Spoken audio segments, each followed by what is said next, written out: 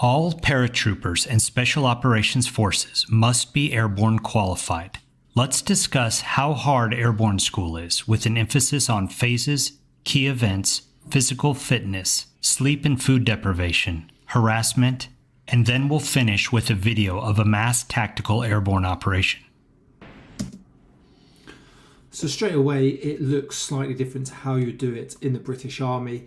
To get onto your basic military parachute course, you need to do all arms pre-parachute selection, which is an arduous course over 3.5 weeks, around 6 weeks when you include the pre-beat up.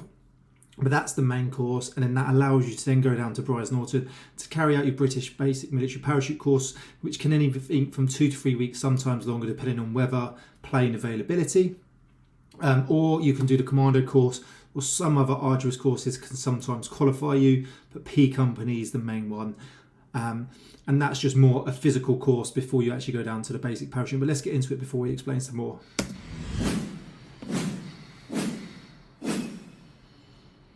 Despite all of my military accomplishments, whenever I would visit home, my father would introduce me to his friends with a reference to airborne school. And of course you remember my son, the paratrooper. Although airborne school was probably the easiest school I ever attended, to my dad and to thousands of other soldiers and their families, it was the highlight of my career. Let's start with phases. Airborne school is located at Fort Benning, Georgia, and is 3 weeks long. The first week is ground week, the second week is tower week, and the third week is jump week. Airborne school starts off with a physical fitness test, which is administered by the airborne instructors, also known as black hats. And then you spend... So straight away, that's what I was going on about. That's where it's different. You have to do P Company or some other arduous course to qualify for your basic military jump course. So you would have already done the physical test, because that's all P Company is. It's just 3.5 weeks of pure beasting of physical assessments to make sure you're ready. So when you get down to Brize Norton, there is no physical training. It's straight just basic jump training into your jumps. In the next 4.5 days practicing your points of performance. And what is called the PLF, or parachute landing fall. Military parachuting is not like civilian skydiving and having a fun experience. It's all about getting combat power to the ground as quickly as possible. And because you fall quickly, you also land hard. And this is why it is so important to do a good PLF, or parachute landing fall. So true. You fall very quickly, sometimes depending on winds, how heavy you are, the quicker you may fall sometimes, and it hurts when you hit the ground. So you need to get this right, and you spend hours and hours practicing this. Just constant. It's what you do every morning as well before you jump. You will practice PLFs all day. You will do front PLFs, side PLFs, backwards PLFs. Then you will do PLFs from sidewalks and platforms, and then from the lateral drift apparatus. Got similar things down Brize Norton. If you don't break your ankle or hurt your back and knees from doing hundreds of these PLFs, you also get to learn how to put on a parachute. You learn about actions in the airplane, like loading, seating, hooking your parachute static line to the aircraft, and how to exit the aircraft. And that's where it differs. I know this from American jumps, speaking to people in the past. We won't hook ourselves up to the static line. The parachute jump instructor will do that for you. As I know the Americans, they hook it up and then someone comes along and then checks it. Even though it's a tower, and this is technically ground week, you also get to jump out of the 34-foot tower.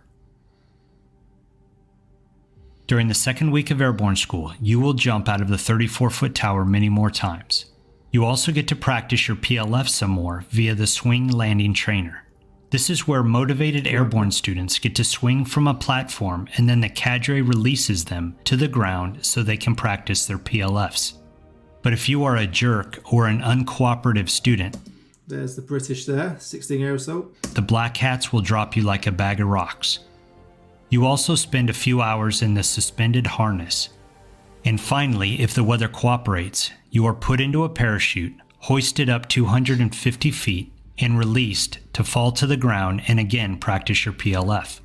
No way, that's really good. We do not have anything like that. We've got similar towers in Brize Norton, etc. that you jump off and it brings you down slowly.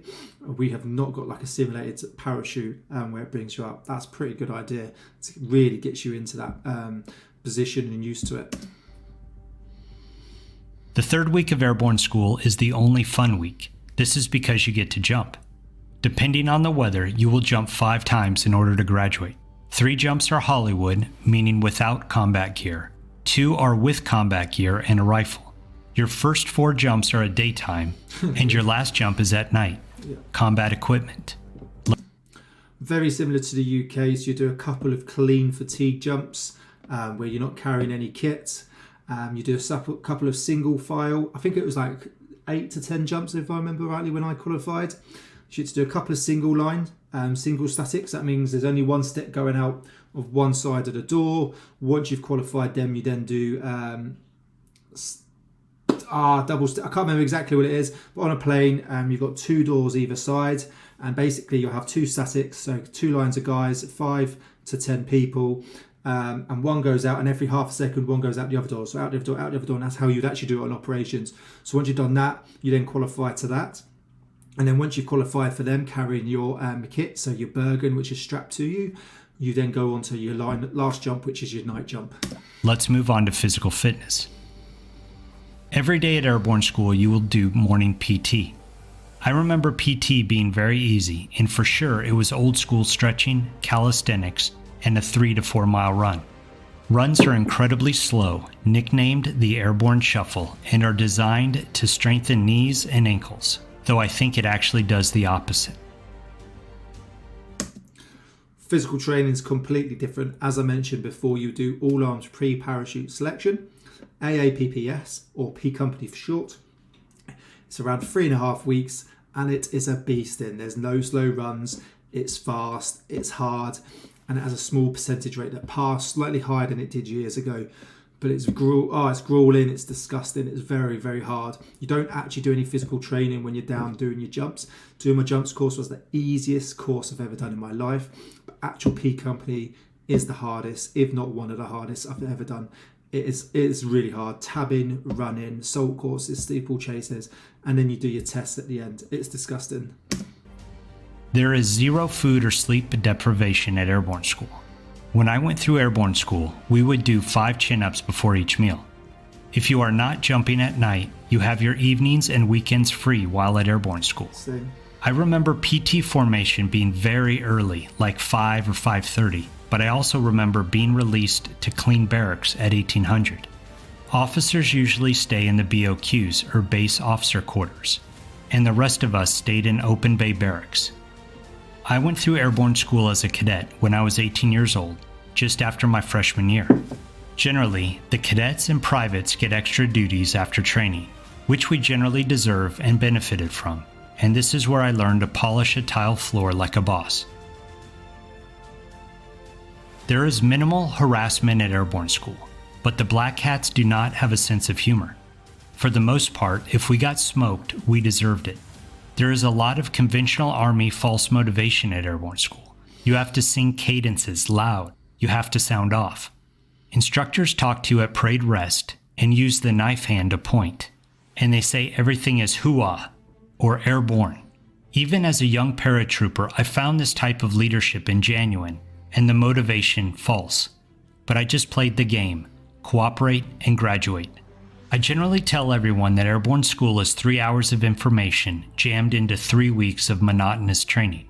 But nonetheless, it is a prerequisite for moving onward and upward, and shooting guns and jumping out of airplanes beats having a normal job. Let's finish off with a clip of a mass tactical airborne operation. This one is daytime, so we can better see what happens.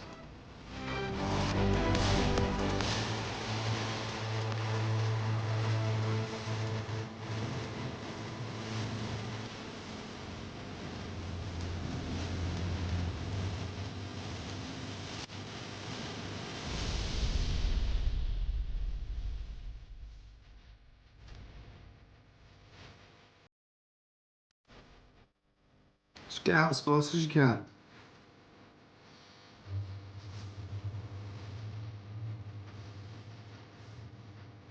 Still love jumping.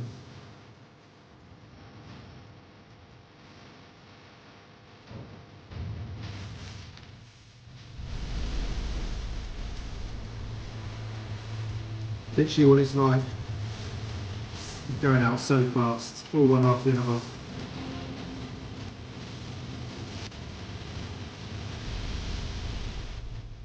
Never forget that Airborne is not the mission itself.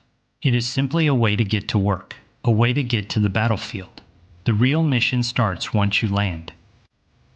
Okay, there you have it, an executive summary of Airborne School. Let me know what I missed or what has changed in the comments below. Please like and subscribe if you. Really good, really interesting on how it is different to the British Army. Hope you enjoyed that video. Let us know what your thoughts are, and I'll see you in the next video.